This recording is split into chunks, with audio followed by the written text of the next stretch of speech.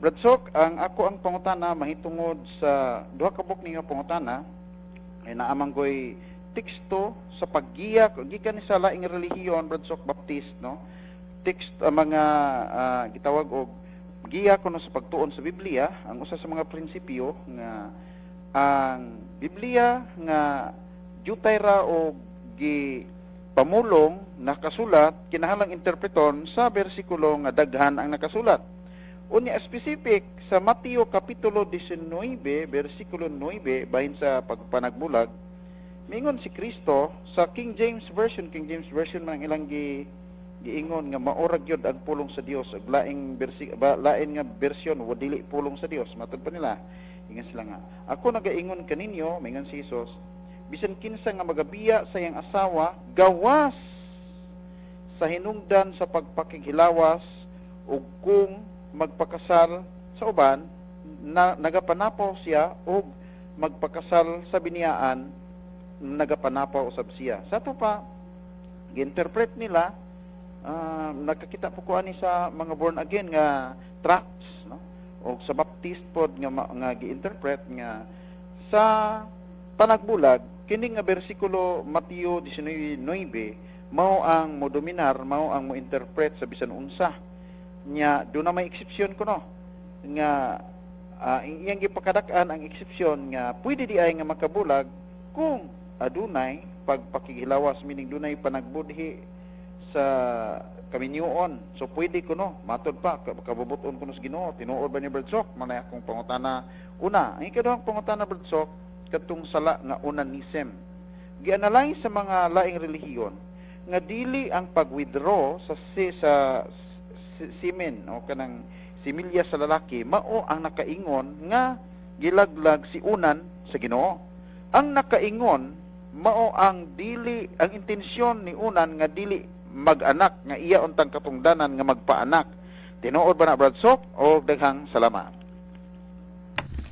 Salamat kayo, Brad Chris, sa imong may pangutana diya sa Clarin Bohol, pero naasa ni si Brad Chris Arkay sa Tubigon, naman diya Mater Dei College, nga daghang kayo na-edukar ng mga bulanon, nga na magtuon sa may kayong pagkaduma, labi na ang rektor diya si Father Florante Camacho, kanhi usa ka superior sa o rektor sa University of San Carlos, East BD.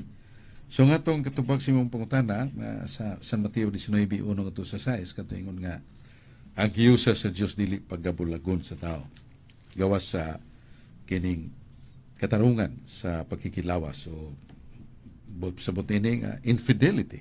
Ang lalaki ba mo ini nangitaglain o ang asawa ba mo nangitaglain, so nagabulag. Pero kining ang pagminyo og lain mao na nga na nag-adultery. Sa doon na may board and lodging separation nga ang banag asawa di kay magkasinabot niya murag kining magstukada din ba sa mga pulong nga ngilad niya hangtod magdinapatay, mas may isang magseparar o sa board and lodging. Pero ang lalaki dili makapangitaglain, ang babae sa di kapangitaglain mo na kondisyon. Temporarily they are separated by sa ilang puyanan o hidaanan ba, pero di mangitaglain. Kaya doon na may panahon nga mo tundaw ng ilang makaligut-gut o kasuko niya, doon na yung mga instances ng ilang mga anak nga makadugtong nila pagbalik. O doon na ba'y spiritual counselor nga makatambag nila, katong mga nakaingon sa ilang pagbiyaay o ino na to paghiwalay, pagbuwag, mahupay o mabalik rang ilang may kabuton. Muna nga, di lang mangitaw sa glain.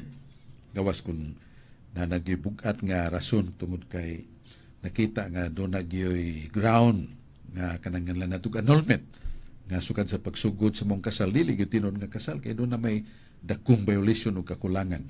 Nya madeklara na simbahang Katoliko nga way kasal, mo na nga nag-annulment, dili divorce, dili kanang nga natug dissolve or dissolution of the marriage, truly, morally, legally married. Di na mahimo. Way tao makahimo na way balaod sa Kongreso nga mo sapaw o mulabaw sa balaod sa Dios. Kay doon na mong ginahana nga balaod kanang to dissolve marriage, kanang mga nganlan na to wa nagyoy kalauman nga ang ilang tagsa-tagsa ka lain-lain nga panabot magkauli ba og doon na say nganlan nila og kining naglaygay na nga kaligut-gut og kasuko sa gusa. Ma-dissolve ang kaminyoon. Sa simbahan, wala na. Ang atong Ginoo magsulti niya ng these are the condition that the truly sacramentally married would be broken, would be dissolved. Wala.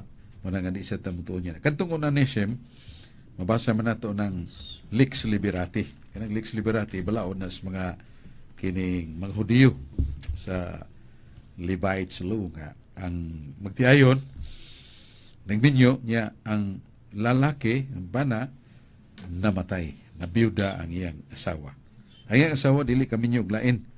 Kung doon ay manghod ang iyang bana nga namatay, makigminyo siya. O ang manghod siya, makigminyo sa biyuda sa iyang maguwang.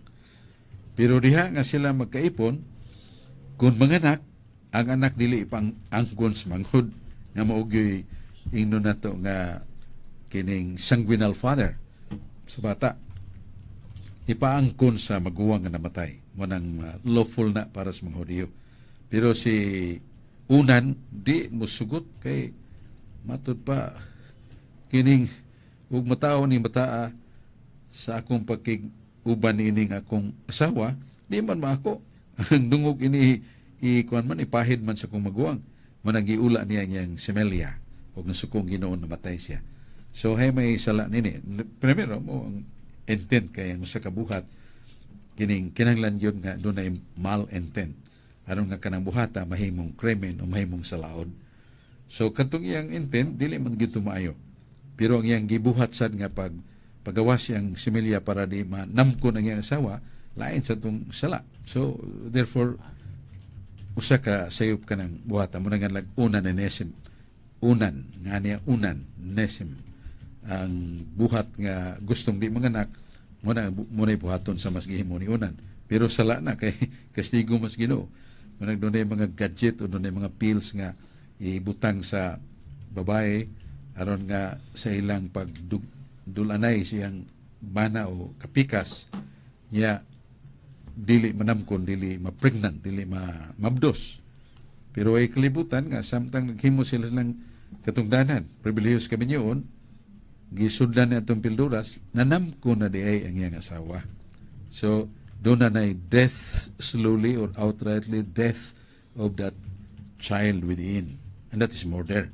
Muna nga, ang simbahan dili gusto na. Kanang anti-pregnancy pills or gadgets, kaning isulod sa taguangkan sa babae, nga daghang kaayong na sakit o cancer, na limtan man. Nga, limpyuhan man din ng kanang ayude. Yes. Oh, nalimtan man. So, na-cancer diya sa talisay, duha ka babae sa tangke, namatay sa cancer tungod niya. Kaya infected man sa ito pa kanadayang buhata, klaro, yun nga, supas kabuton. You know, that causes really death.